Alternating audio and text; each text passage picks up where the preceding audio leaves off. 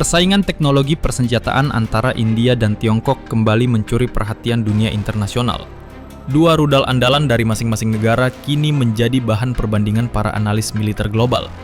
BrahMos buatan India dan WJ-12 milik Tiongkok.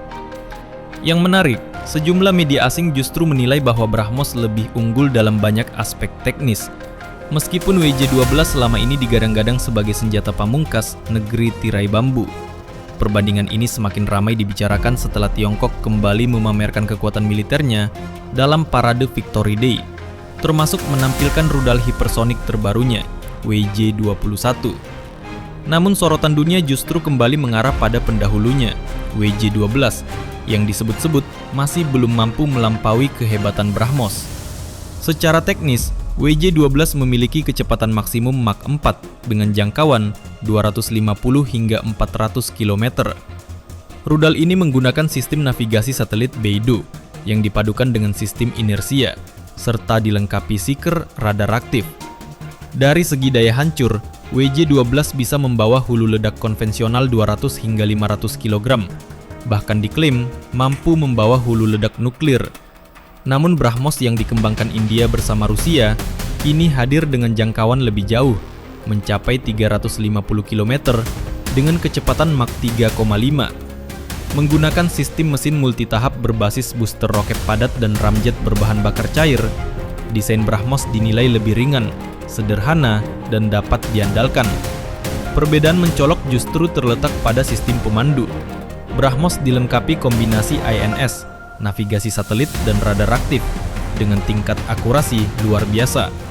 Tingkat kesalahannya hanya sekitar 1 meter, jauh lebih presisi dibanding WJ-12 yang berada di kisaran 5 hingga 7 meter. Dengan presisi setinggi ini, BrahMos mampu menghancurkan target strategis hanya dengan sekali tembakan. Kemampuan lain yang membuat BrahMos disegani adalah teknik sea skimming, yakni terbang rendah di ketinggian 3 hingga 4 meter di atas permukaan laut untuk menghindari radar musuh. Dengan kemampuan ini, rudal BrahMos menjadi salah satu senjata paling sulit dideteksi.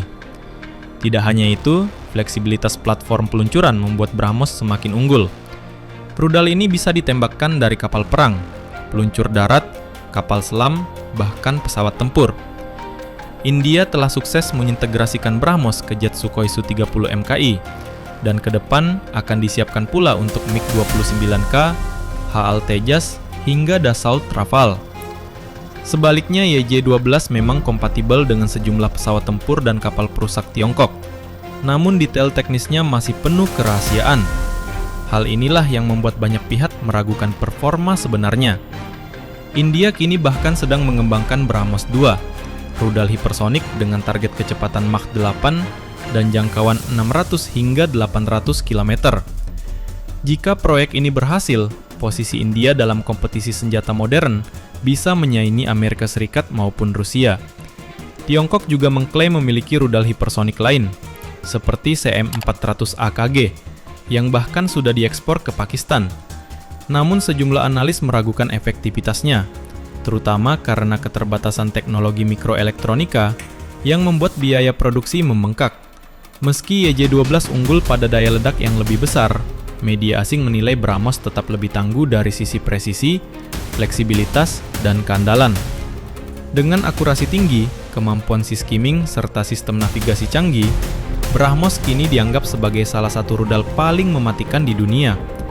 Tidak mengherankan bila India semakin percaya diri mengerahkan BrahMos di titik-titik strategis, termasuk di kawasan perbatasan Ladakh yang kerap menjadi pusat ketegangan dengan Tiongkok.